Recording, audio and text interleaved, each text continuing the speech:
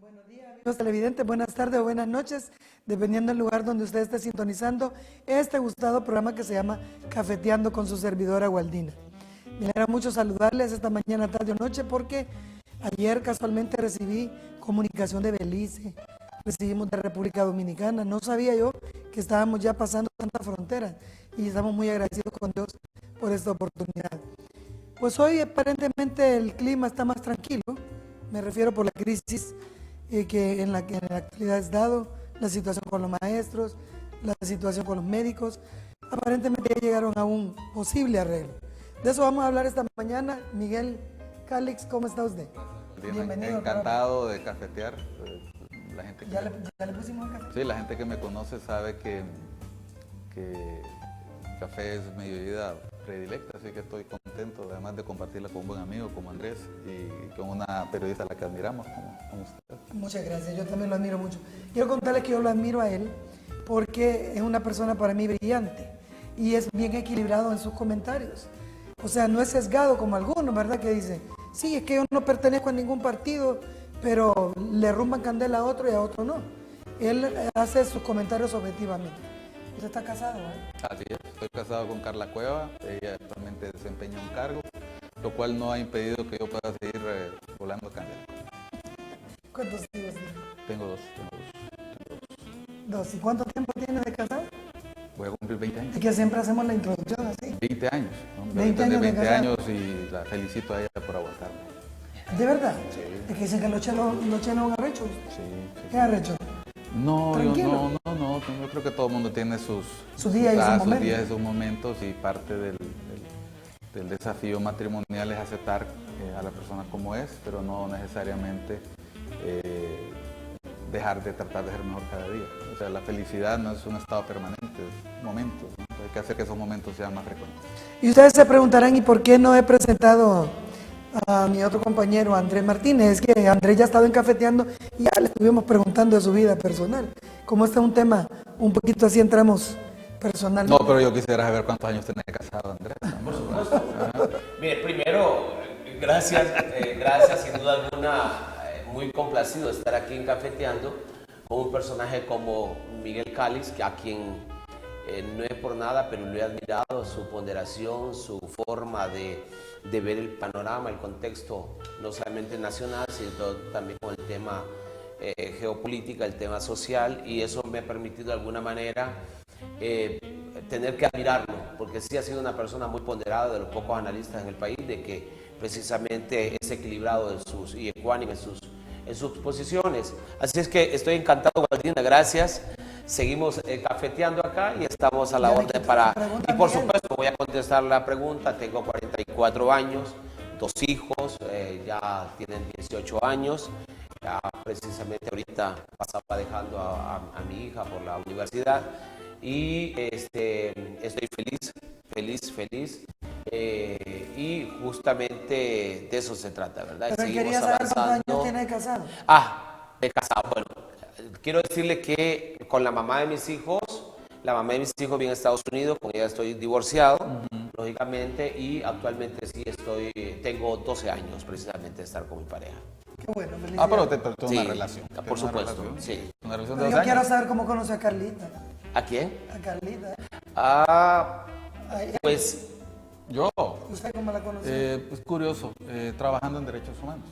Yo fui nombrado delegado regional del Comisionado Nacional de Derechos Humanos en el año 99 con el doctor Leo Valladares. Yo venía de trabajar 5 años de los años profesionales con a quien considero uno de mis maestros, el doctor Ramón Custodio López. Un gran Yo maestro. trabajé en el Comité para la Defensa de los Derechos Humanos en Honduras, en años difíciles todavía, años donde todavía uno corría bastante riesgo en su vida. Y concluyó la gestión del doctor Custodio y concluyó mi participación en el CODE. Estuve un par de meses haciendo consultorías y recibí el llamado del doctor Leo Valladares para acompañarlo como delegado regional del norte, en ese momento a cargo de 4 o 5 departamentos. Me trasladé para allá y en esos primeros días recibí la visita de una abogada del Instituto Hondureño de la Niñez y la Familia, que andaba gestionando un tema de trabajo, y Al final no llegamos a ningún acuerdo sobre eso, cosa que anticipaba lo que iba a pasar en los siguientes años. Muchos desacuerdos en otros temas, ¿verdad? Pero sí acordamos en algo, y es que me aceptó una invitación a comer meses después, y de esa invitación a comer y 2 tazas de café en un lugar que ya no existe, el Café Viena, empezó esta historia que ahora tiene casi 20 años y que sí, y que ha sido una historia difícil, de momentos complicados, como toda pareja, unos momentos de enfermedad, situaciones familiares complicadas, como la enfermedad de su padre, la enfermedad de mi sobrino, de mi padre mismo, pero también de muchas alegrías, muchos éxitos, ver el crecimiento profesional de ella. Ella dejó de estar en el INFA, por poco tiempo se hizo consultora del USAID, más adelante vino a Tegucigalpa, donde estudió, estuvo mucho tiempo en Casa Alianza, encargada de las actividades de incidencia en sociedad civil en el tiempo en que estaba muy fuerte la ejecución de jóvenes, ¿verdad? Y le tocó ser en ese tiempo, recuerdo yo, la voz de quienes estaban cuestionando las políticas de seguridad. Y con el paso del tiempo, bueno, volvió a esa área porque la especialidad de ella es Derechos de la Niñez. Y yo pues vine para acá, me dediqué a lo que hacía también en Derechos Humanos, y con el tiempo con la Fundación Friedrich Ebert, estoy dando un poquito un camino. Pues, el asunto es que hemos tenido vidas profesionales muy separadas, al punto tal que hasta el día de hoy, Waldina, Andrés, hemos estado en alguna reunión o en algún evento donde la gente nos ve con las manos juntas y nos pregunta por qué. O sea, a pesar de 20 años de juntos, hay personas que no saben que estamos casados, porque hemos tenido vidas profesionales muy aparte, y hasta el día de hoy, pues cada quien ha respetado ese espacio y ha apoyado al otro cuando ha tenido necesidades. Bueno, yo lo felicito públicamente. Por cierto, está haciendo un buen trabajo ahí. Sí, yo quiero felicitar. De hecho, una de las secretarías que está teniendo buen suceso. Así es, un buen accionar en la temática, ¿verdad? Así es que también muy admirable el trabajo que está haciendo. Y a mí me encanta la humildad de ella, porque humildad, sí, no se ha perdido como algunos, ¿verdad? Sí. Que cuando se ven en el espejo son diferentes. Bueno, Sí. así que lo felicito. No, muchas gracias. Muchas gracias. Inteligente. Mencionamos, normalmente casi siempre invitamos. A mí me ha tocado estar alguna vez en el mismo espacio de comunicación con él. La he entrevistado 2 veces, una vez en la radio y otra vez en la tele. Fue súper divertido, porque obviamente cuando nosotros estamos en público, para que ustedes se fijen cómo es esto, yo no me refiero a ella como Carla ni como mi amor, sino que le digo ministra, ¿va? Y la trato de usted, entonces ella no se aguanta la risa, pues, porque yo puedo hacer esa distancia. Por ejemplo, ahorita yo le digo a Waldina, pero si Waldina estuviera en el cargo que tenía antes de diputada, yo le diría diputada Waldina. Sí. O sea, y eso lo tengo súper claro. Y tenemos que estar claros. El problema es que yo recuerdo una vez que estábamos en un diálogo en Casa Presidencial, y un muchacho de unos 13 años le faltó el respeto al presidente de la República. Y en ese momento me referí a él y le dije, excelentísimo señor presidente, porque una de las cuestiones que a uno le enseñan desde la escuela es justamente respetar las autoridades. Igual cuando a la ministra, por ejemplo, cuando a mí me toca verla personalmente, yo le digo su nombre, pero igual, lógicamente... En privado uno puede llamar a la persona por su nombre. Por supuesto, entonces... En algo oficial. Y eso es algo que a uno se le enseña, ¿verdad? Antes, cuando llevábamos moral y cívica, nos enseñábamos a nosotros precisamente el tema de cómo referirse a sus semejantes, cómo referirse a las personas mayores, a las autoridades, el tema del respeto y al prójimo, entre otras cosas. Así es que valiosísimo. Muy bien. Bueno, yo estoy muy agradecida con ustedes por compartir esta mañana. Vamos a brindar por el gentil patrocinio de Scholl, la primera fábrica de chocolate en Honduras. Y café hondureño, ¿eh? Sí, uno de los mejores cafés del mundo. Por supuesto. El café orgánico. Sí. Orgánico. A unos 1800, ¿cuántos metros? Es que hablando de eso de los títulos que dice Andrés, me imagino que vamos a empezar a hablar de lo que pasa en el país.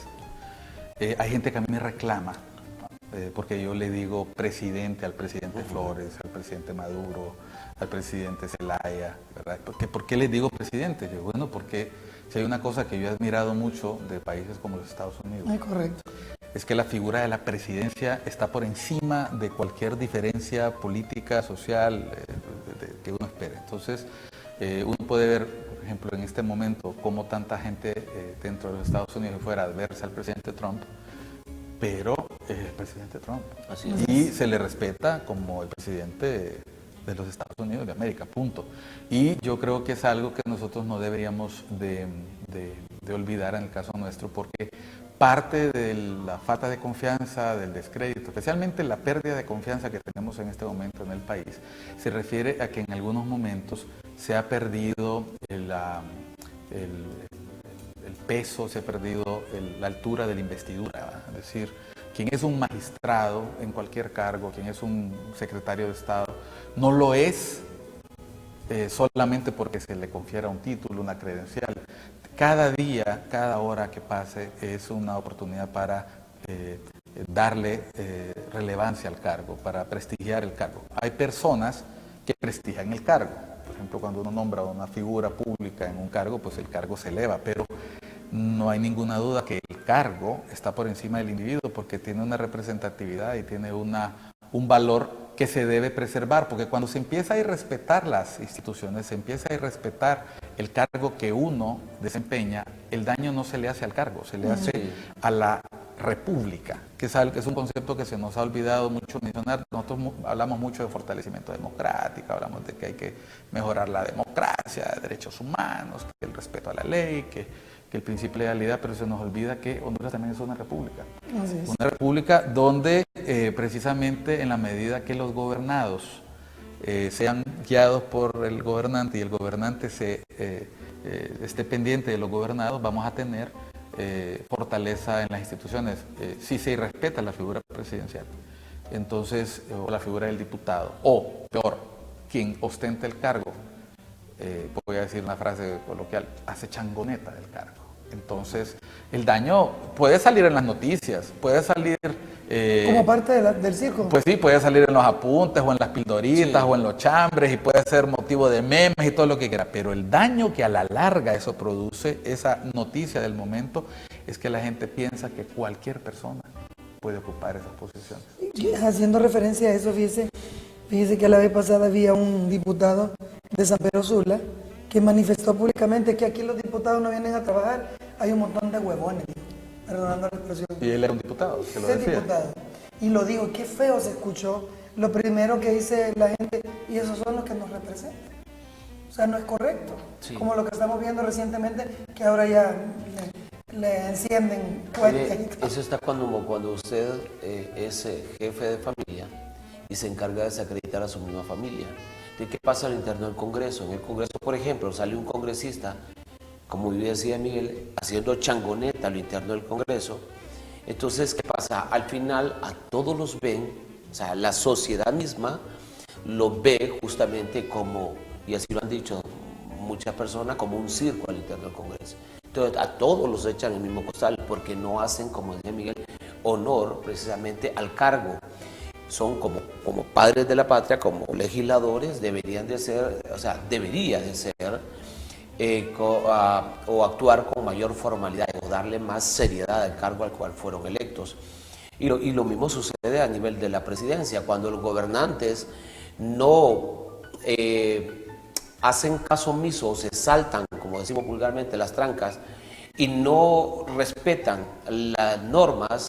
Entonces al final el pueblo, o sea, termina precisamente irrespetando también o irrespetándole también a los gobernados, a los gobernantes. Entonces yo creo que aquí debe de haber reciprocidad en el tema del respeto. El respeto debe ser mutuo y no solamente al prójimo o entre ciudadanos, sino también lógicamente el respeto debe ser a las normas jurídicas en igualdad de condiciones, ¿vale? Distintamente sea el presidente hasta el ciudadano de más baja categoría.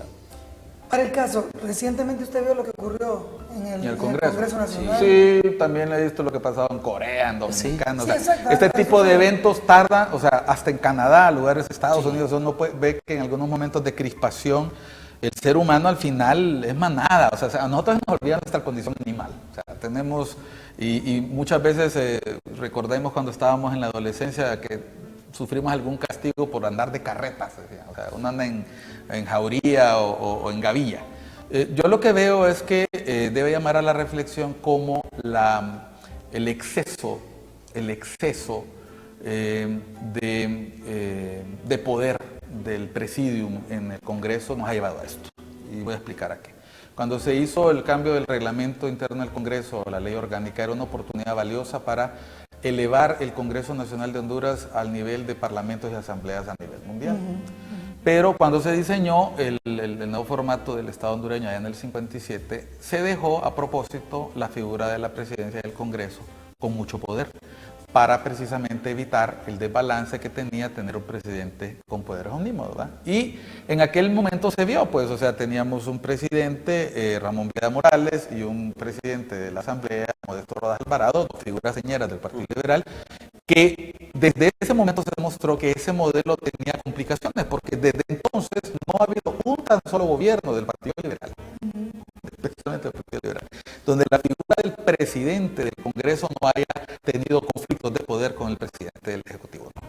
Y en el caso del Partido Nacional no lo había sido hasta hace poco, porque el Partido Nacional tenía características mucho más verticales, cada vez eso va cambiando, el país va cambiando, pero si uno se fija, la forma en que está compuesto la lógica del proceso legislativo inevitablemente va a concluir en conflictos. ¿Por qué? La presidencia del Congreso Nacional de Honduras, independientemente si la detenta Partido Nacional, Liberal, hasta ahorita han sido los dos partidos, tiene control absoluto de agenda, control absoluto del proceso legislativo y además, muy delicado, tiene la potestad de administración absoluta del poder. Es decir, prácticamente sin control. Y esto, y aquí hay que aclararlo, esto no tiene nada que ver con el diputado presidente Oliva. Oiga bien cómo lo digo, diputado presidente, porque ese es el cargo, igual que magistrado presidente. Tiene que ver con una debilidad que en el caso de Guatemala, aquí nomás al lado, llevó a que hace algunos años desde el Congreso se hicieran inversiones de riesgo desde la presidencia que obligaron al Congreso de Guatemala a hacer elecciones anuales de su presidente. En el caso original de la Constitución del 82, el presidente solo era elegido por 2 años. 2 años. Y en ese mismo periodo se inventaron una interpretación, hicieron una reforma para hacer que el presidente del Congreso durara 4 años. ¿Qué quedó de eso? Pues la elección a medio término de la directiva. Al final, cuando se trata de controlar y reformar, ¿qué fue lo que ocurrió? Lamentablemente, en el momento que entra la ley orgánica, coincide con la partición del Congreso en 4 fuerzas políticas. O sea, en ese momento yo entiendo que políticamente no era muy lógico entregarle el poder a la oposición, yo lo entiendo, pero uno de los grandes desafíos de la República hondureña es que este Congreso, vamos a ver, Gualdina como diputada viajó a otros parlamentos. A mí me explicaba un jefe alemán que tuve en algún momento que él no entendía cómo era posible que aquí uno llegara al Congreso y no supiera cuál era la agenda del día. Que él fue asistente legislativo hacía muchos años de un diputado y ellos sabían con un mes de anticipación o 2 meses qué se iba a discutir el jueves tal del día tal. Y no se salían. Y en esa sesión no se debatía, porque los debates se hacen en las comisiones. Los diputados que van a comisiones representan la posición de su partido y van a las comisiones, hablan en las comisiones y con apoyo de asesores legislativos hacen interpretaciones, reformas, etcétera. Luego van a las bancadas, sesionan a las bancadas y la bancada decide cómo apoyar. Entonces el día de la votación la gente solo va a levantar la mano. Pero no hay necesidad de que la gente los vea ahí debatiendo, que aquí usted lo sabe, eso es terrible. O sea, una vez que un presidente da la palabra, prácticamente está obligado, si no lo hiciera así, a dar la palabra a los 128. O sea, hay momentos que uno lo ve que es, en el afán de transparencia se ha llevado esos excesos, donde uno empieza a ver que se está premiando a alguien, no todo el mundo se siente obligado a decirle felicitaciones al premiado. Entonces, yo creo que uno de los temas pendientes, ahorita creo que estamos más atentos a la crisis de salud y educación, pero es un debate permanente cómo se reforma el Congreso en ese sentido. Porque a la larga puede ser que le dé poder a un diputado presidente, puede ser que le dé poder a un partido. Pero la pregunta es, si otro partido llegara a dominar la mayoría del Congreso, ¿va a ceder esa potestad? Yo lo dudo mucho. Porque va a venir el momento de la revancha, va a venir el momento, me la hicieron a mí, ahora te la hago a vos. Entonces, la pregunta es... Cuando me negaste la palabra. Vos me negaste la palabra, no me la hice. Y de hecho hay gente que lo dice, ¿se acuerda que cuando estaba...? O sea, todavía hay gente que está ahí en el Congreso de Y fíjense que no se toman esas medidas, porque incluso estaba hablando con gente que trabaja con la temática legislativa. Si no se toman medidas serias al interno del Congreso, se puede llegar a situaciones muy caóticas. No quisiera estar aquí como pitonizo, pero lo que se dio en esta situación reciente, en donde el quemar pólvora, imagine que hay alfombra y toda la cuestión, pudo haber sucedido algo mucho más catastrófico. Y tomando en cuenta que solo hay una salida. Tomando en cuenta que solo hay una salida, y lógicamente hubiese sido una situación muy triste, que estuviéramos lamentando. Bueno, pero es que vamos a ver, Andrés, o sea, nosotros hemos visto ahí como en el periodo anterior pasó algo que en mi opinión es tan lamentable como la entrada de la policía a la universidad cuando llegaron a detener gente. Y es que ver soldados dentro del hemiciclo. O sea, para mí eso pasó en el periodo anterior. Es terrible. Pues, cuando ya nosotros tenemos que hacer uso de la fuerza pública y echar gases lacrimógenos dentro del Congreso, vamos a ver. Es terrible. Yo creo que uno puede, dependiendo de la posición política en que se encuentre, criticar la actitud en ese momento extrema de uno u otro lado, pero a la larga el daño es a la institución. O sea, la gente no dice los cachurecos, no dice los colorados, no dice los libres, dice los diputados, el Congreso. Entonces cuando uno ve las encuestas de confianza, no las internas o las locales que la gente desconfía, sino las serias, las que nos vienen dando seguimiento como la POP, el Congreso y los diputados y los partidos, porque ¿dónde es que son más visibles los partidos en medio de las elecciones? En el Congreso. Entonces lo que va haciendo es que al final la gente se da cuenta, bueno, sí, para ser diputado no se necesita no se necesita ningún mérito, basta con saber gritar. Una carrera necesita y aquí es donde viene el otro punto, porque aquí es donde hay que tener el cuidado de que la gente no se coloque como la gente ahora como víctima, ¿verdad? Pobre señora, le se ríen de ella porque no podía pronunciar. En el Congreso Nacional, quien hace uso de la palabra y el procedimiento legislativo tiene tanta responsabilidad como el que está en la oposición, y hay que saber ser oposición como hay que saber ser oficialismo. En el caso de la oposición, nosotros tenemos muchos años ya donde pudiéndose discutir las cosas, pudiéndose hablar las cosas, no se debaten, no se discuten. O sea, pudiéndose llevar a votación. O sea, Gualdina sabe que esa vida que se ve ahí como de mucha pugna, ríspida en el Congreso, en la vida real, los diputados es otra cosa. Platican, sus departamentos se ponen de acuerdo para ciertas iniciativas y para ciertos proyectos. Y yo lo vi, por ejemplo, en el Congreso anterior, como la gente de Cortés, por encima de sus diferencias, que eran varias, porque había gente del PAC, del Libre, del Partido Nacional Liberal, eran capaces de ponerse de acuerdo para temas del departamento, ¿verdad? Igual en el caso de Choluteca, nosotros lo vimos con frecuencia, o departamentos más pequeños, ¿verdad? El mismo Comayagua. Pero uno se fija que cuando la estrategia política prima sobre el interés de la gente, uno puede ver cómo los partidos se colocan en papel de víctima o en papel de victimario a conveniencia. Y uno tiene que ver el cuadro mucho más abierto, ¿verdad? Tiene que tener la vista más... Por supuesto. Más abierta, como dicen, más pelados los ojos. Bueno. Y la otra, solo para cerrar acá. Mire, en el Congreso todos sabemos, como igual en cualquier sector, hay muy buenos legisladores. Es más, hemos visto aquí hay las evaluaciones que se han hecho y que hemos estado pendientes también de eso actuar al interior del Congreso.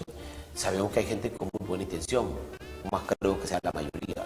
La mayoría de los congresistas muy buena intención. Con buena productividad. Con buena productividad, así es. Entonces, al final eso cuenta. Como hay algunos que pero el problema está que muchas veces prevalece lo malo, ¿verdad? O sea, cómo se pinta el Congreso Nacional en ese tipo de acciones. Pero cuando evaluamos, cuando vemos en sí la productividad de los congresistas, nos vemos entonces de que muchos de ellos son muy productivos y aparte de eso hacen honor al cargo al cual fueron electos. Claro que sí, vamos a una breve pausa comercial. Ya volvemos, amigos televidentes, ya vamos a tocar este tema que ha tenido pues muy preocupada a la población en general y que ha causado daños económicos, sentimentales, morales, pérdidas de pues contenedores, en la economía salimos mal, ya salen cartas diciendo que no les van a renovar los contratos a los empleados de una transnacional. Todo esto ha provocado un caos, pero veremos qué es lo que nos dicen dos especialistas que van a poder tocar este tema y nos van a dejar un mejor sabor de boca con todas sus apreciaciones. Vamos a la breve pausa y ya regresamos.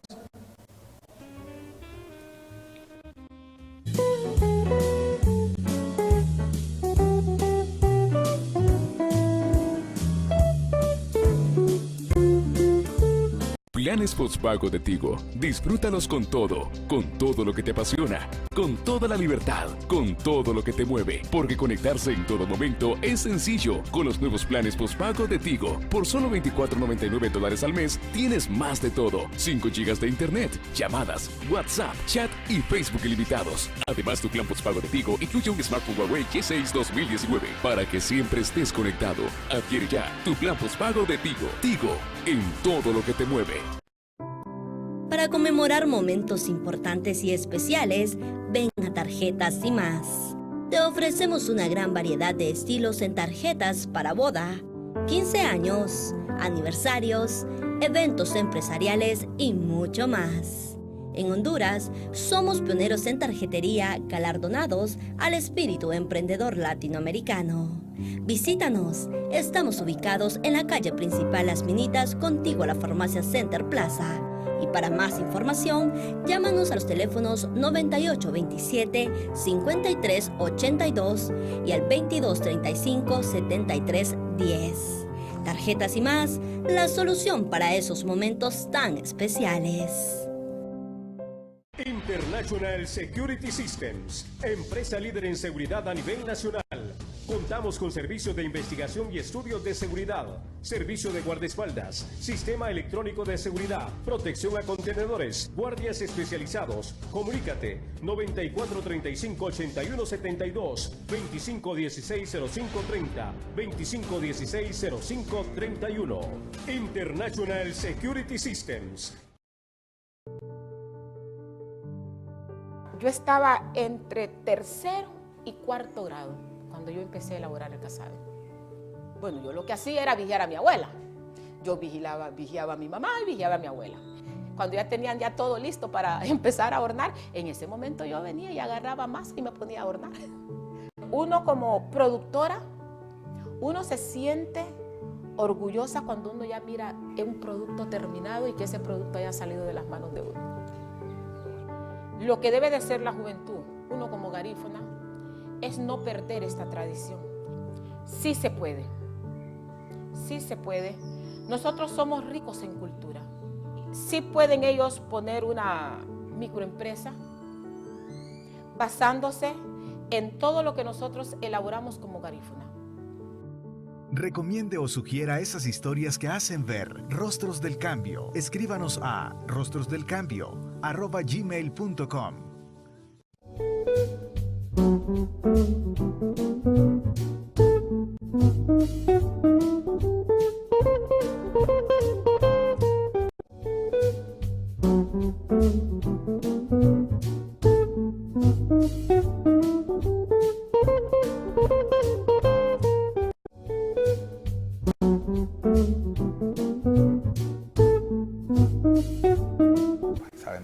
Bien, continuamos en vivo, amigos televidentes.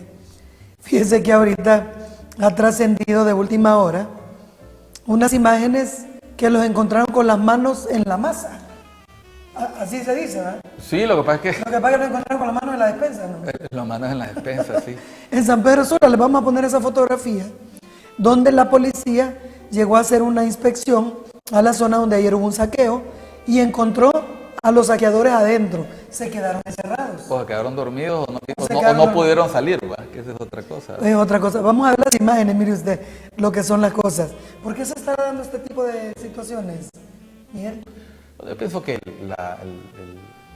la crisis, vamos a ver, cuando nosotros tenemos una situación como la que está pasando ahorita con el magisterio y la... Empezamos, muchas gracias. Y el sector salud.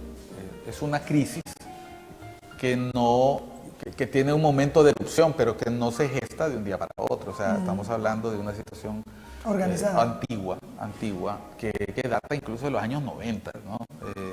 Hay temas que en este país nunca se resolvieron bien o se resolvieron a las carreras y que a la larga van a tener que ser objeto de discusión en algún momento en el país. Yo no digo que ahorita sea el momento ideal, pero lo que hay es una realidad. El país tiene una de las tasas más altas de pobreza del continente, de exclusión, y en esa exclusión obviamente tenemos fenómenos nuevos, ¿verdad?, que han provocado que el tejido social hondureño esté más roto que nunca. No solo me refiero a la migración, sino al aumento de la criminalidad y la violencia. Entonces, ¿dónde ocurren estas situaciones? Bueno, en los lugares donde tenemos índices de violencia más elevados. Cuando se pierde la legitimidad para el ejercicio de la autoridad,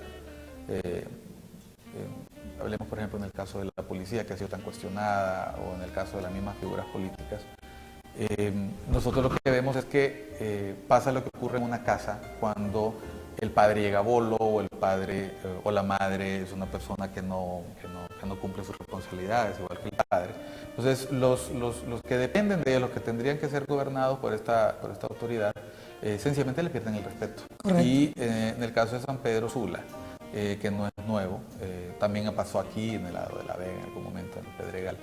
Lo que nosotros vemos es que un grupo organizado de personas puede perfectamente llegar a un lugar y romper portones, y difícilmente los cuerpos de seguridad o la vigilancia va a hacer algo para reprimir a esta gente de manera fuerte, porque ellos también viven en condiciones muy similares o en los mismos lugares donde esta gente vive.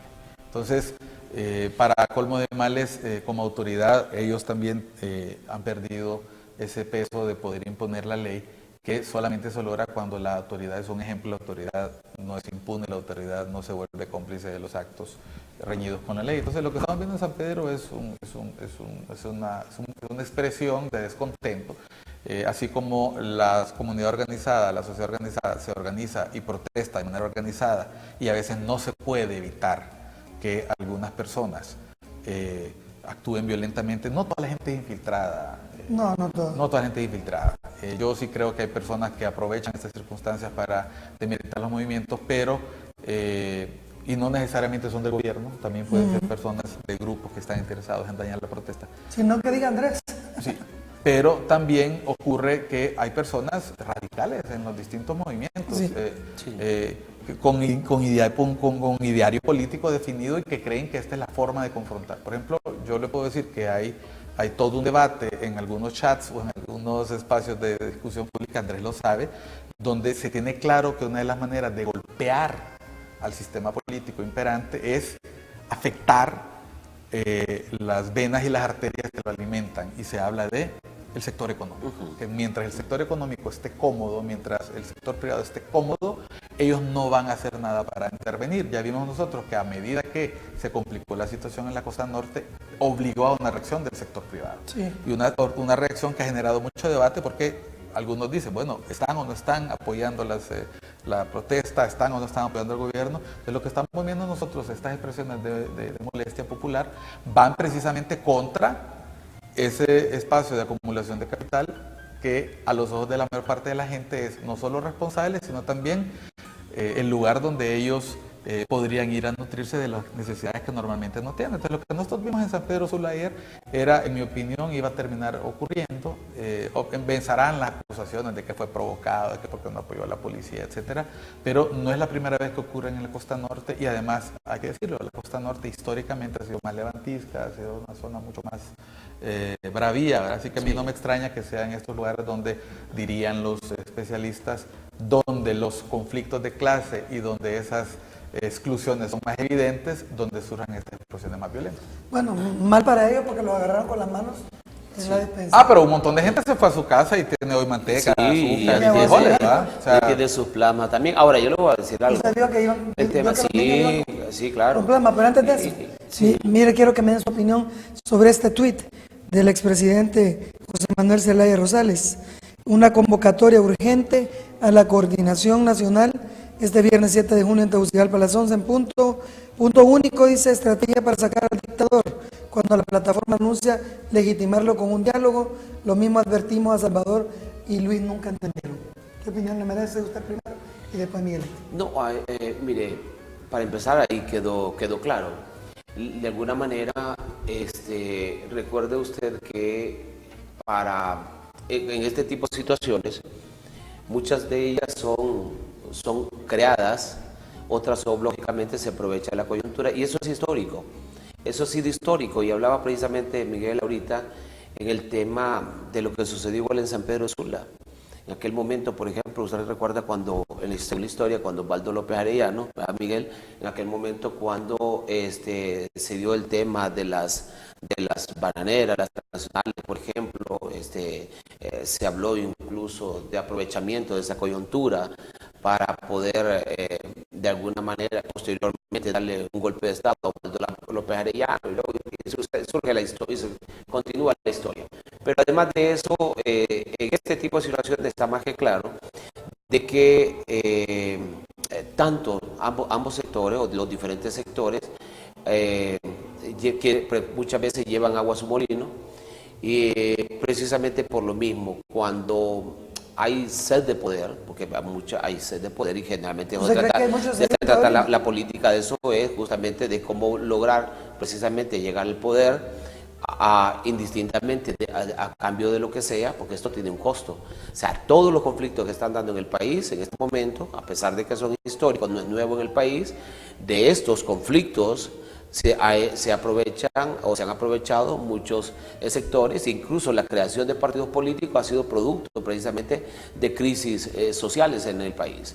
Entonces, al final, vemos entonces de que cuando escuchamos nosotros a personeros de la plataforma o personas involucradas o que se han involucrado más bien en el tema de este tipo de manifestaciones de figuras políticas, vemos que más allá de un tema meramente una lucha social, es al final de cuentas una lucha meramente política, y eso está muy claro.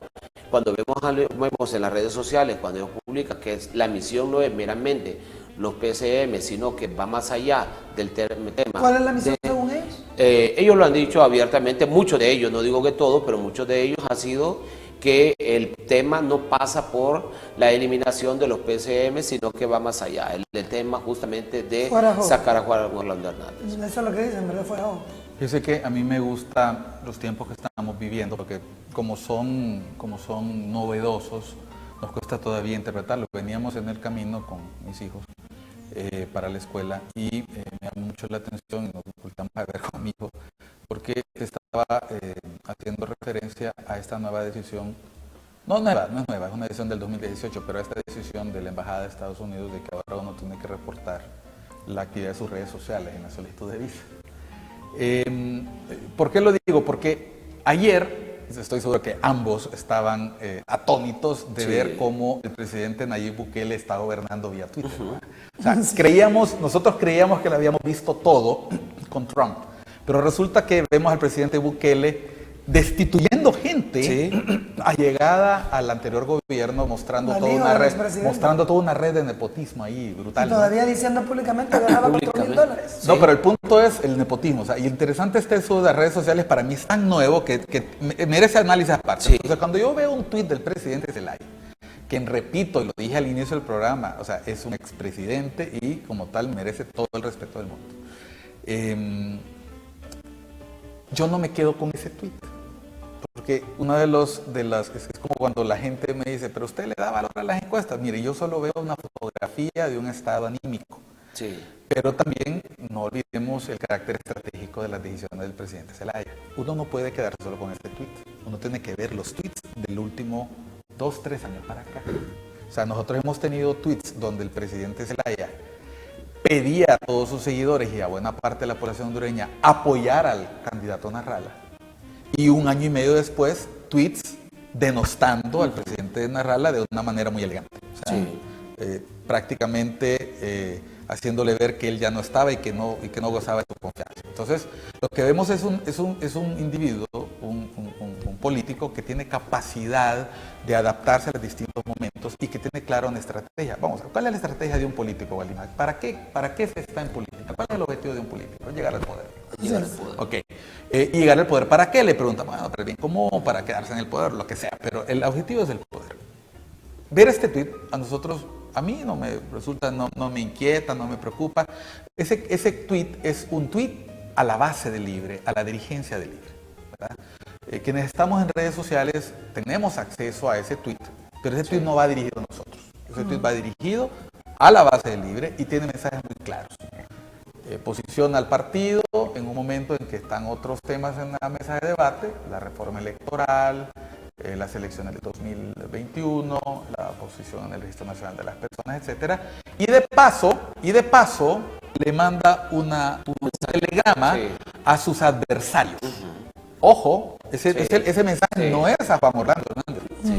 Juan Orlando Hernández tiene claro que le dicen dictador, le está diciendo, le dice Salvador, ustedes nunca lo entendieron, o sea, ustedes están fuera. ¿Por qué? Porque esta es una respuesta también a lo que está ocurriendo en redes sociales. Hay un fenómeno muy interesante ahorita, y es que el análisis se ha vuelto más difícil de lo que era antes, porque ahora uno tiene que estar pendiente no solo de lo que pasa en la calle, de lo que pasa en los cafés, en los correos, uno se reúne con amigos para que le cuenten cosas y luego las verifica, las confirma. Para cafetear, de hecho, para cafetear. Yo aprendí esta forma yo tengo un muy buen amigo que me hizo participar por primera vez en una mesa de café de viejos zorros, y yo aprendí que esa es la forma. O sea, en este país uno se entera, y en otros, en algún tiempo fue en el Jardín de Italia, luego fue en otra empresa comercial que anda por ahí, que es del amigo Cafati, y uno va rotando, ¿verdad? Va rotando de lugares y hace lo que estamos haciendo aquí, comentar lo que está ocurriendo. Entonces, si uno se queda solo con el tuit del presidente Zelaya, pero no ve el mensaje que mandó ayer por redes Luis Zelaya, o el silencio casi total de Salvador Narrala. O sea, que uno digo casi total porque uno sabe que él tiene una opinión sobre este tema, pero no hemos visto a Salvador marchando, no hemos visto, lo cual en ningún momento hace dudar de su inclinación y predilección por esta causa. O sea, uno se da cuenta que cada uno de estos actores está jugando un ajedrez muy parecido al que jugó el gobierno con el presidente Hernández el fin de semana, cuando logra sentarse con parte de la dirigencia y activa la derogación de los PCM, porque yo creo que nosotros aquí hay mucha gente que se concentra mucho en si se firmó o no se firmó un acuerdo con algunos dirigentes, que además son dirigentes totalmente legitimados y autorizados porque son presidentes de sus instituciones. Tienen la representación legal. Pero aquí lo interesante es lo siguiente. ¿Lo obligaron a retroceder? Lo interesante es lo siguiente. No, pero la pregunta es que todo el mundo interpreta, y es aquí donde voy, pero depende de donde lo mira uno, todo el mundo interpreta que fueron los dirigentes los que fueron obligados a retroceder. Yo voy a poner sobre la mesa algo. La petición original o el cuestionamiento original eran los PCM que crearon las comisiones modernizadoras, o comisiones de esta estrategia que estaba haciendo en salud y en educación. Pero si uno se da cuenta, al final se volaron 7 PCM. O sea, se volaron 7 PCM. Y eso me imagino que después de ver la posición tan dura del gobierno la semana pasada, al domingo la gente no ha valorado el trago amargo que fue para el gobierno hacer eso. O sea, hay personas dentro del gobierno que hicieron público que prácticamente eso sería reconocer debilidad, sin embargo le doblaron el brazo al gobierno. A cambio el gobierno plantea, bueno, aquí están las condiciones, dialoguemos. Y yo vi, por ejemplo, ayer y el martes, la dificultad que tenía la dirigencia de la plataforma para justificar cómo, si se habían derogado los PCM, ¿por qué no mostraban diálogo? Entonces, al final se acudió a una estrategia que me parece muy válida, que es el tema de el ataque al mensajero. O sea, vamos a dominem, o sea, vamos a atacar el mensajero y no el mensaje. Es que firmaron un acuerdo con gente a la que ellos mismos habían acusado. Cuando todo el mundo sabe quiénes eran esos dirigentes del COPRUN, del PRIGMA, del PROSUMA y de otros colegios. Ahora, gente incluso que respetamos mucho y la conocemos de muchos años. Ahora, ¿cuál es el punto?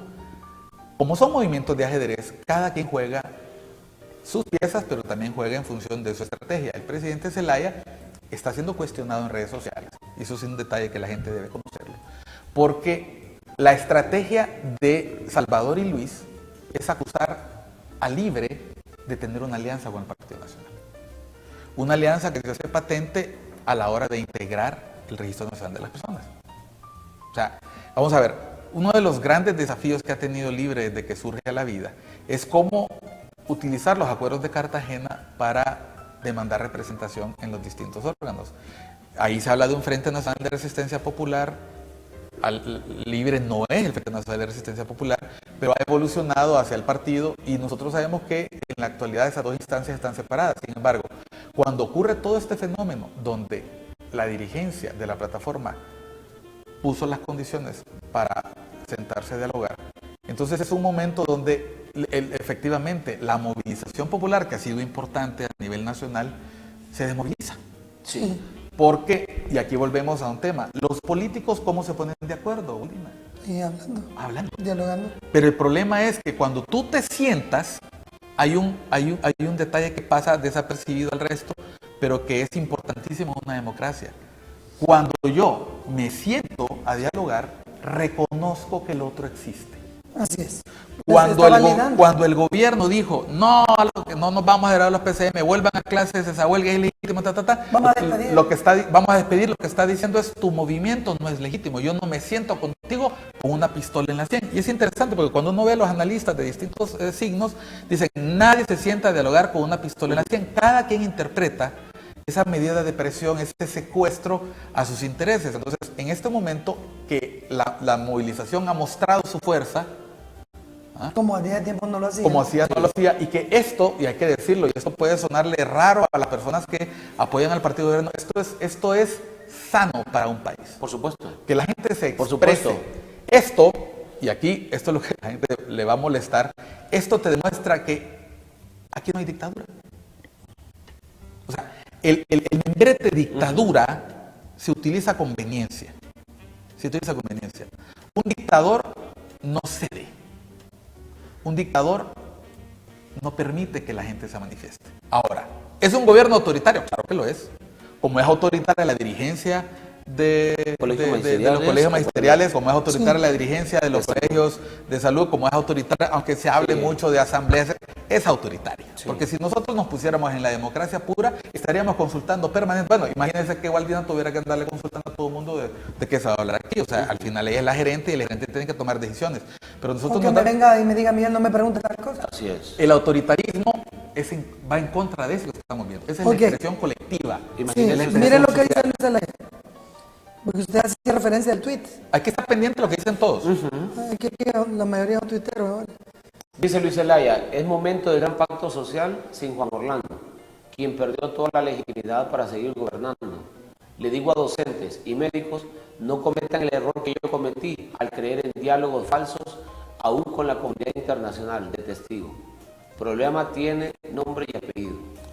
Y aquí hay que meter otros elementos. El ingeniero Luis Zelaya, presidente del Partido Liberal, o de, como diría yo, también de una parte del Partido Liberal, porque hay una parte que no lo acepta como tal.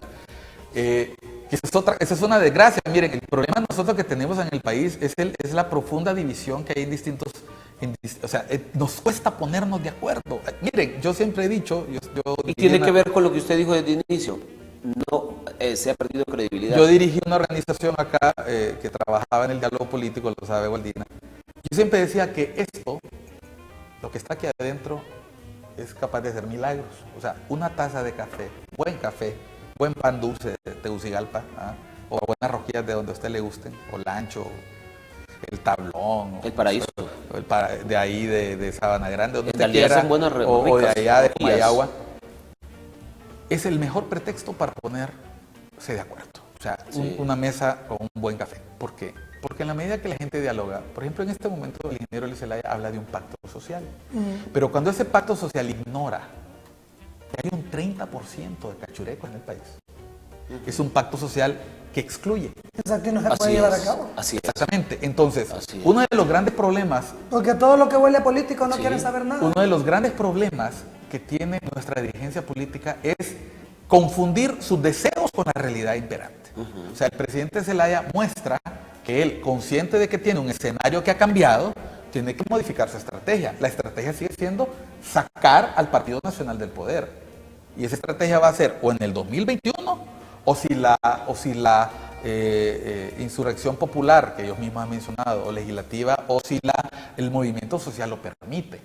Personas que le dan mucho seguimiento, que son especialistas en temas de movimientos sociales, como el sociólogo Eugenio Sosa. Yo admiro mucho a Eugenio, sus planteamientos, porque él siempre dice que los movimientos sociales no necesariamente logran su objetivo principal. O sea, en este caso, ¿cuál era el objetivo principal? O sea, ¿era derogar los PCM o sacar a Juan Orlando? O sea, bueno, ¿no sea el objetivo principal para usted? Del movimiento social en este momento que está organizado y que marcha con las antorchas es fuera Juan. Y se ha vuelto un tema recurrente, lo fue después de las elecciones, lo sigue siendo ahora, pero la pregunta es, en medio de ese fuerajo, ¿qué ha logrado el movimiento? Y voy a poner un ejemplo con la universidad. Cuando la reforma universitaria se estaba gestando, todo el mundo decía que la única pata que le hacía falta a esa reforma era el movimiento estudiantil organizado. Y de tanto que se habló, empezó la confrontación dentro de la universidad. Y hoy por hoy no podemos decir que en la universidad no haya movimiento estudiantil. De hecho, ya se logró aprobar el reglamento. Estamos esperando que pueda haber elecciones en la universidad, que no sean elecciones, como se ha dicho vulgarmente, estilo Honduras, y que haya posibilidad de acuerdo. Entonces, si uno se fija, en este momento el movimiento social, que ya podemos llamarlo un movimiento a partir de la plataforma, pasa por una etapa muy importante, y es, una vez que los gremios vuelvan a sus puestos de trabajo, ¿cuál es el siguiente paso? ¿Tendrá capacidad este movimiento social de escalar y unir posiciones? Yo no puedo predecir lo que va a ocurrir. Lo que sí puedo decir es que las señales son muy malas para el movimiento. Las señales son malas porque no, el movimiento no es débil. No, el movimiento no, las señales. El movimiento se ven hiperdébiles. No, el movimiento no es débil, la señal es fuerte, pero el problema es que, a mí me encantó un tuit que vi hace 2 días, es que hay veces que los movimientos superan la capacidad de las dirigencias. O sea, en este momento, muy importante, en este momento, yo siempre le digo a la gente cuando estoy en reuniones, yo me niego a llamar líderes a quienes solo han mostrado capacidad de dirigencia. Un dirigente es capaz de dirigir a su gente, a su grupo de achichincles, a su grupo más cercano, y hasta cierto nivel. Un liderazgo es capaz de trascender diferencias, es capaz de incluso convencer a los no convencidos para ir a carrear agua. Ejemplo, el famoso ejemplo que ponen de un George Washington, que cuando se encuentra un tipo cargando unos troncos o cargando una carreta, en vez de llamar a su guardia, él se pone a cargar la carreta. Entonces yo creo que este proceso es un llamado de atención a las dirigencias, que deben darse cuenta que hasta en la lucha hay momentos para hacer pausa. Y para todos hay su posición en su momento. Exactamente. Entonces el repliegue no necesariamente es señal de debilidad. El repliegue, como dice el dicho, para atrás solo para agarrar impulso. Entonces, si el movimiento se mantiene permanentemente en la calle, ¿qué es lo que va a pasar? Y lo demostró el 2017, lo demostró el 2009. Llegó un momento en que la gente termina cansándose. Pasó con las antorchas. Las antorchas, alguien diría, ¿fracasaron? Claro que no fracasaron. La Maxi producto las antorchas. Ahora hay una serie de procesos que antes no hubiera ocurrido. Pero la gente decía, bueno, ¿cuál era el objetivo de las antorchas? No era sacar al fiscal y no era sacar a Juan Orlando.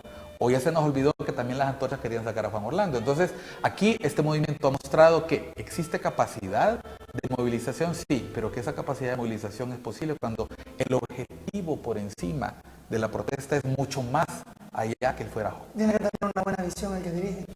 Fíjese que el tema, primero decir que una de las situaciones o una de las demandas que exigía justamente la plataforma era, en primer lugar, que se derogaran los PCM para sentarse a dialogar, no dialogar para eliminar los PCM, que es diferente, ¿va? Porque ahora el tema es quiénes se sentaron con el presidente para derogar los PCM. Entonces, hoy el argumento es quiénes se sentaron o por qué empezó el presidente reuniéndose con, en este caso, vaya, por ejemplo, en el caso de los dirigentes magisteriales, 4 dirigentes magisteriales legalmente, con representación legal, porque son los presidentes de esos 4 colegios magisteriales de 6.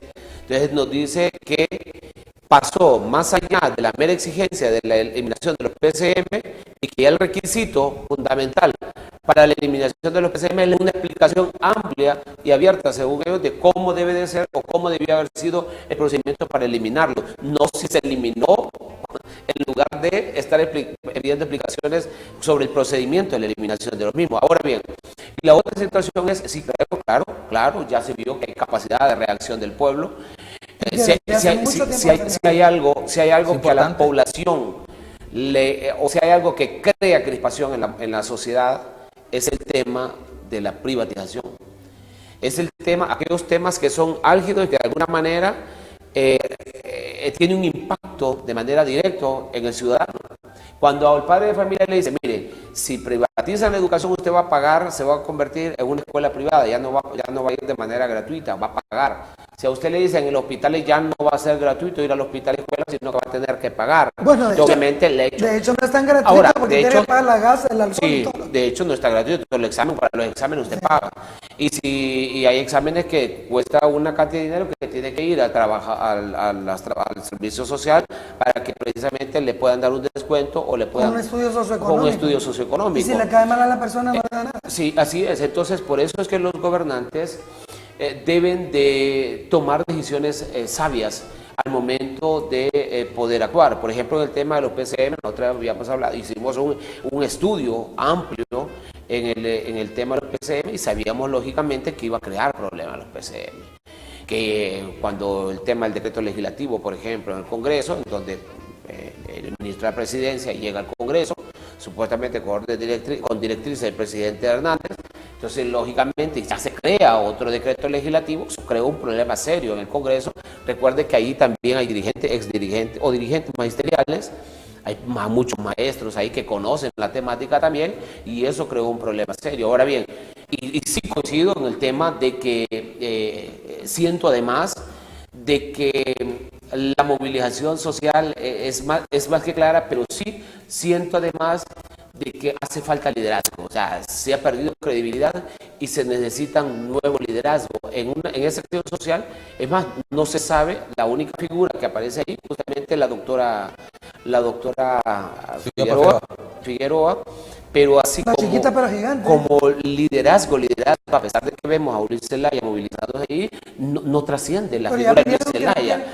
no quieren presencia política. Así es, no quieren presencia política, sin embargo, le voy a decir algo, sin embargo, sí hemos visto una que otra bandera del Partido Libre en esas movilizaciones, lo que no significa, esto no significa una lucha social, si bien es cierto es social, pero el problema es que va más allá cuando una lucha social, y que justamente por eso es que ha perdido credibilidad las mismas centrales obreras o las mismas organizaciones sindicales, precisamente porque los temas los han llevado más con el tinte político y no con una lucha verdaderamente social y que beneficia a la mayoría. Yo me atrevo a decir que en esas marchas hay personas de simpatía de todos los partidos. Sí, de hecho, totalmente de acuerdo. De hecho lo hay. Y para mí no es pecado llevar una bandera de partido político.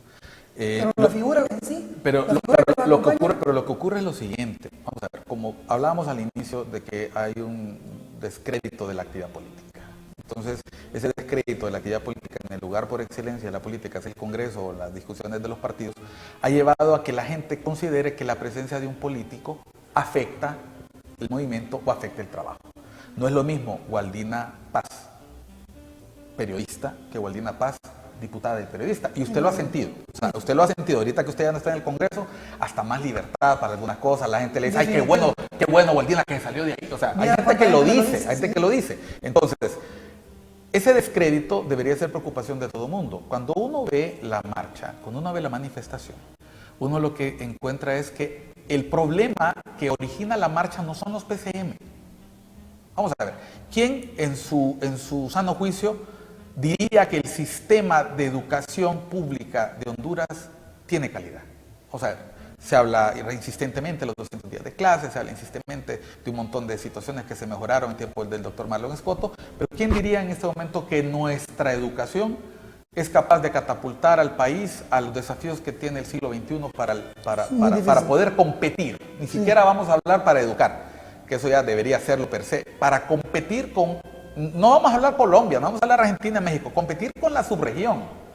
O sea, a nosotros nos encanta siempre decir que es el estadio más grande de Centroamérica, que es la clínica más grande de Centroamérica, el programa de televisión más grande de Centroamérica, la afición más grande de Centroamérica, el partido más grande de Centroamérica. Nosotros nos comparamos con Centroamérica, sí, cuando nuestro desafío debería ser compararnos, primero ni siquiera compararnos, o sea, pero porque eso significa baja autoestima, pero que nosotros podamos estar como países mucho más pequeños al codo a codo con un Japón, con un Corea, que que estaban en situaciones tan malas como las nuestras hace 70, 80 años. Correcto. Países que estaban en la ruina después de una guerra y que hoy por hoy son los líderes a nivel mundial. Cuando uno se da cuenta la cantidad de habitantes que tiene Holanda, la cantidad de habitantes que tiene Dinamarca, la cantidad de habitantes O el territorio, por ejemplo, usted compara con Taiwán, por ejemplo. o el territorio tan pequeño que tiene Israel o tienen otros países, y cómo hacen el máximo uso de los recursos. Maravillas. El máximo uso de los recursos disponibles. Se nos olvida que el principal recurso del país es su gente.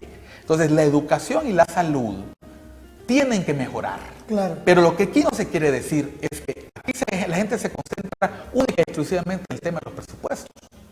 La gente se sorprende cuando uno le dice, ¿usted sabía que el presupuesto de educación de Honduras es uno de los presupuestos más altos del continente? Entonces uno se pregunta, entonces, ¿cómo es posible que un presupuesto tan alto no se esté aprovechando bien? Entonces, es tan sencillo como esto. Cuando uno tiene recursos, tiene que aprender a eficientarlos.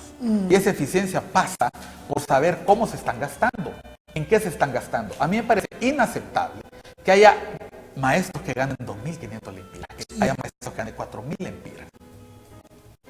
Mientras hay maestros que ganan un platal y se jubilan con un platal.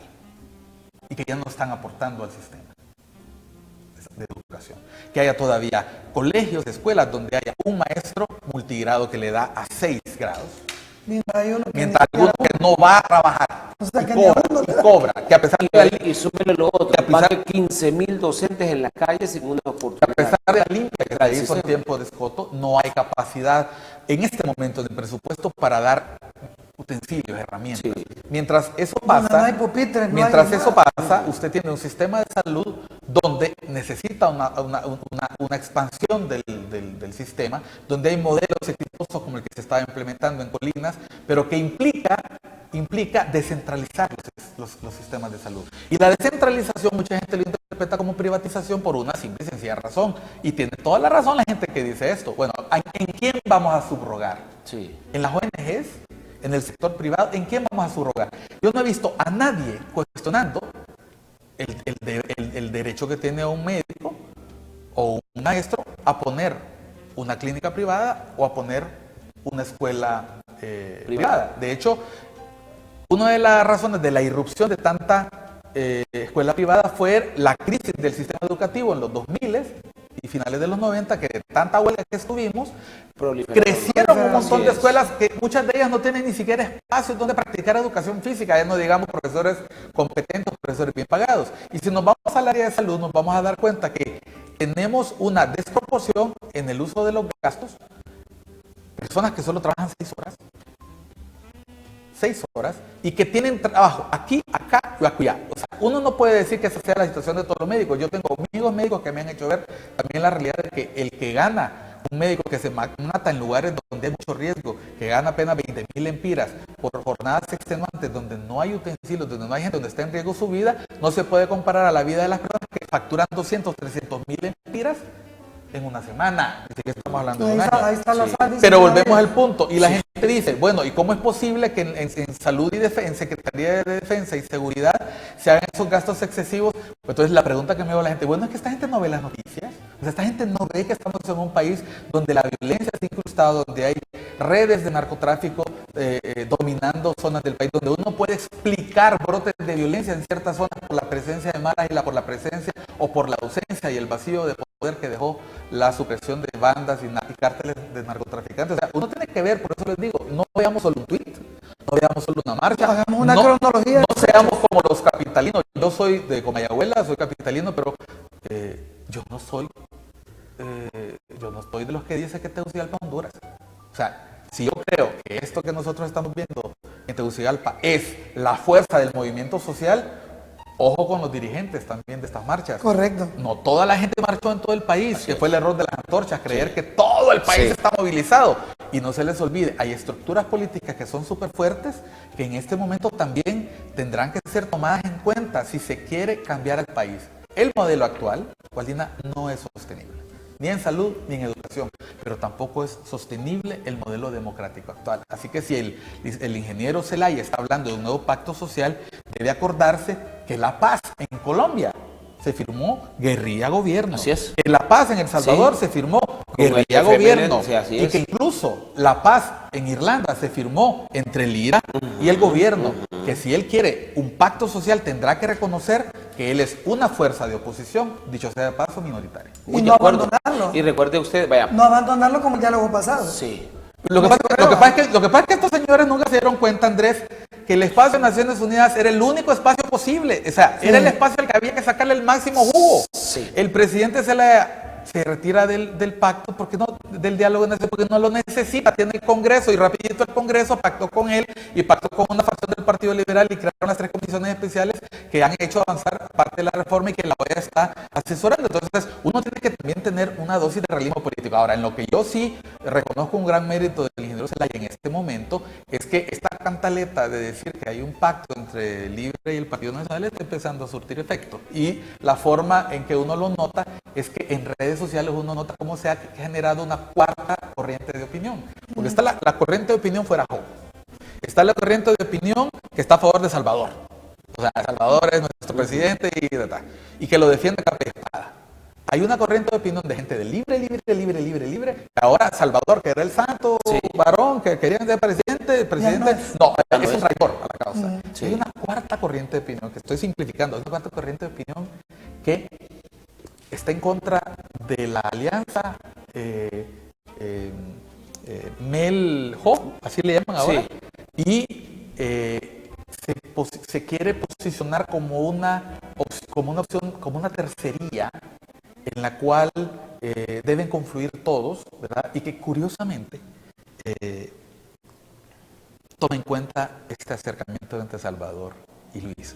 Estamos hablando de que la gente está haciendo calistenia para el 2021 o para un, entre comillas, gobierno de transición. Obviamente, en esa lógica, Guarina, con esto acabo, irle a quemar llantas a la embajada gringa e irle a quemar contenedores a la DOL en Colón, está metiendo dentro del juego, que nunca ha estado fuera, a un actor que nunca debe dejarse por fuera, y son los intereses norteamericanos en el país, que sin duda alguna pueden estar incómodos con muchas situaciones que están pasando, pero que no quieren que el país caiga en una inestabilidad. Es correcto.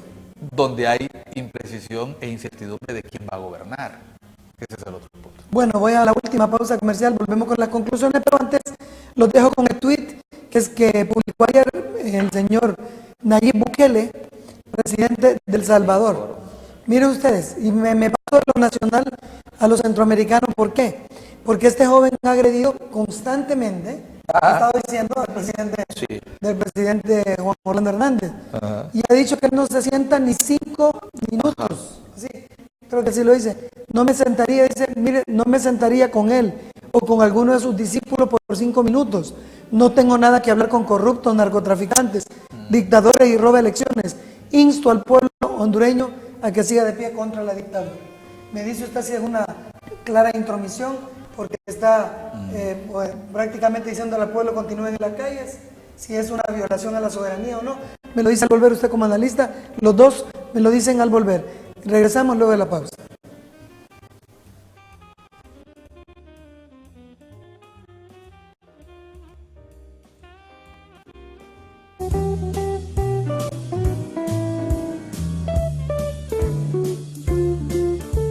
Planes postpago de Tigo. Disfrútalos con todo lo que te apasiona, con toda la libertad, con todo lo que te mueve, porque conectarse en todo momento es sencillo. Con los nuevos planes postpago de Tigo, por solo $24.99 al mes, tienes más de todo. 5 GB de internet, llamadas, WhatsApp, chat y Facebook ilimitados. Además, tu plan postpago de Tigo incluye un smartphone Huawei G6 2019 para que siempre estés conectado. Adquiere ya tu plan postpago de Tigo. Tigo, en todo lo que te mueve. Para conmemorar momentos importantes y especiales, ven a Tarjetas y Más. Te ofrecemos una gran variedad de estilos en tarjetas para boda, 15 años, aniversarios, eventos empresariales y mucho más. En Honduras, somos pioneros en tarjetería, galardonados al espíritu emprendedor latinoamericano. Visítanos, estamos ubicados en la calle principal Las Minitas, contiguo a la farmacia Center Plaza. Y para más información, llámanos a los teléfonos 9827-5382 y al 2235-7310. Tarjetas y más, la solución para esos momentos tan especiales. International Security Systems, empresa líder en seguridad a nivel nacional. Contamos con servicios de investigación y estudios de seguridad, servicio de guardaespaldas, sistema electrónico de seguridad, protección a contenedores, guardias especializados. Comunícate 9435-8172, 2516-0530, 2516-0531. International Security Systems. Yo estaba entre tercero y cuarto grado cuando yo empecé a elaborar el casabe. Bueno, yo lo que hacía era vigiar a mi abuela. Yo vigiaba a mi mamá y vigiaba a mi abuela. Cuando ya tenían ya todo listo para empezar a hornear, en ese momento yo venía y agarraba más y me ponía a hornear. Uno como productora, uno se siente orgullosa cuando uno ya mira un producto terminado y que ese producto haya salido de las manos de uno. Lo que debe de ser la juventud, uno como garífuna, es no perder esta tradición. Sí se puede, sí se puede. Nosotros somos ricos en cultura. Sí pueden ellos poner una microempresa basándose en todo lo que nosotros elaboramos como garífuna. Recomiende o sugiera esas historias que hacen ver Rostros del Cambio. Escríbanos a rostrosdelcambio@gmail.com.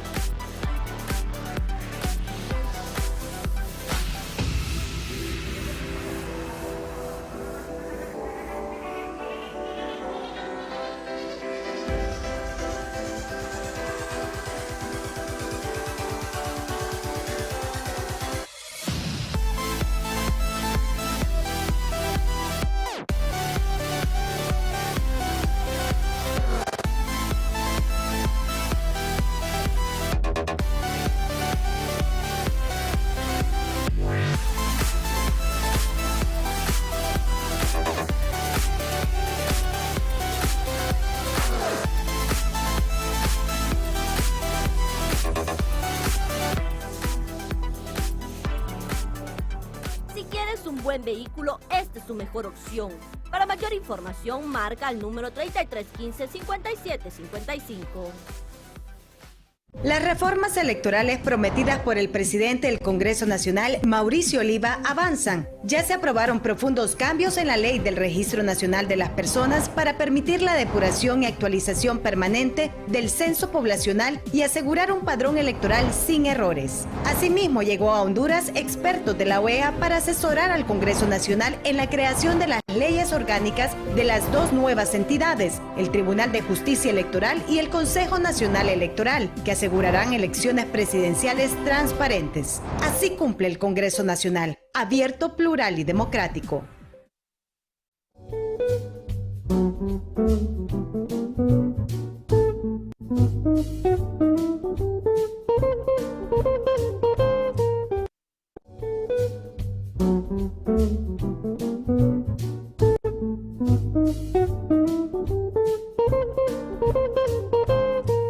Sí, yo lo que veo... Ya estamos en la etapa final del programa. Muy agradecida porque ha sido muy productivo y a ellos por estar aquí. Lo que publicamos del presidente salvadoreño nos dicen de que es una noticia falsa porque él casualmente no escribe nada con mayúsculas. Exactamente. Dice que se identifica muy bien por eso. Bueno, en el caso de Nayib Bukele, el presidente Nayib Bukele, hace unos días, hace algunos le decíamos presidente electo, ahora es el presidente Nayib Bukele. Es una figura a la que hay que prestarle mucha atención, porque nosotros nos dejamos ir por la primera imagen que tenemos. Hay que darnos cuenta que se trata de una figura política de ruptura, que no sigue los códigos políticos tradicionales, que es políticamente incorrecto, como decimos normalmente, y que va a dar mucho que hablar, Yo personalmente, como haría con cualquier presidente de cualquier país, no puedo hacer más que desearle éxito, porque El Salvador tiene desafíos importantes. Creemos que la población confió en una figura como el presidente Bukele precisamente porque confía que les ayude a superar los graves problemas que el país tiene en seguridad, fiscales, también corrupción, etcétera. Tiene un gran desafío los próximos 2 años con una asamblea legislativa en la que no tiene votos. Sí, tiene la oposición en contra. Obviamente, cada acción que él haga, en el Ministerio Público. Cada acción que él haga va a ser comparada con lo que está ocurriendo. Pero además el vínculo estratégico que tiene con Honduras. Pero hay que recordar que cada país tiene sus propios desafíos y que uno de esos desafíos, especialmente el presidente Bukele, va a ser cómo, y se lo ha hecho ver incluso el mismo arzobispo de San Salvador, cómo mantener una relación con Honduras después de sus diferencias con el presidente Hernández. O sea, eso es un desafío. Hemos vuelto a lo que decía hace un rato. El diálogo lleva a la absoluta necesidad de reconocer al otro.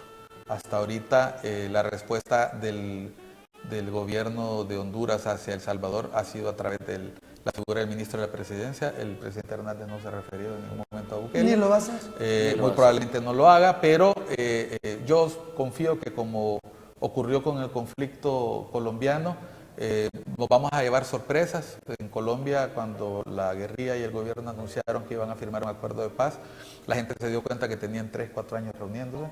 Así que países tan hermanados y con tantos intereses en común en muchos aspectos como Honduras y El Salvador no se pueden dar el lujo de no tener vínculos, y afortunadamente para eso hay embajadores, para eso hay emisarios y para eso hay también amigos. Totalmente de acuerdo. Yo creo que acuerde usted que los presidentes, por decirlo así, se hacen acompañar de un equipo interdisciplinario, asesores y todo. Y no creo que, considerando además el vínculo permanente que ha tenido El Salvador con Honduras, y además de eso, el tema de estrategia a nivel de la región, no creo que eso sea permanente. Es más, yo considero de que la relación, más temprano que tarde, va a continuar en armonía con el país, distintamente de su actuación, porque sí es cierto, desde que inició el presidente Bukele ha sido como que totalmente diferente a lo que hemos visto históricamente, no solamente a nivel de Honduras, sino que a nivel de El Salvador y los demás países. Pero siento yo que por el tema de estrategia, recuerda también que está vinculado con el tema del Triángulo Norte, además, en donde al final de cuentas prácticamente estarían obligados a tener una buena relación con Honduras. Esto no va a ser permanente, más temprano que tarde va. Entonces yo me atrevo a hacer una predicción. Okay. No vamos a ver una sola foto de Bukele con Hernández. Así es. ¿Cree usted que no? No, van a ser vicepresidentes, van a ser ministros, pero los gobiernos van a tener relación. Ay, que se lo comen en vivo. Pero fíjense que interesante, para que ustedes se den cuenta que también depende. Pues, el presidente Bukele es un político. El presidente Jimmy Morales estuvo invitado a tomar posición y llegó. O sea, vamos a ver, yo creo que hay que recordar que hay espacios donde los países van a tener que interactuar, y el Triángulo Norte es parte de una estrategia regional, subregional, conjunta, que involucra no solo a los Estados Unidos, últimamente hasta los mexicanos están metiendo la cuchara ahí. Así que yo no digo que vamos a tener sorpresas, pero Honduras y El Salvador nos costó mucho recuperar la paz y no la vamos a perder. Creo que Evo Morales, por el conflicto de una persona. Creo que Evo Morales fue invitado también, ¿verdad? Sí. Y entonces, vamos a ver qué pasa. Para concluir ya brevemente, porque ya estamos sobre el tiempo.